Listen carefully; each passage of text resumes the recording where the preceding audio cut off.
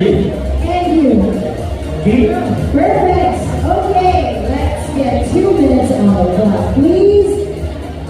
Here we go. Best movie done. Best movie, Hinday Ka sa Lakad. Hindi na nag-isip yun. Best movie. Hindi nito. Kailangan kita. Best role you played. Best role, I played the Huss. I was psychomaniac there. Ooh. Very Very cool. Very cool.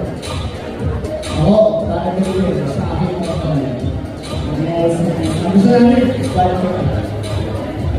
Love it. Kasi nakatawa namin lang. Ano na yan? Ano na yan yung libro ulit?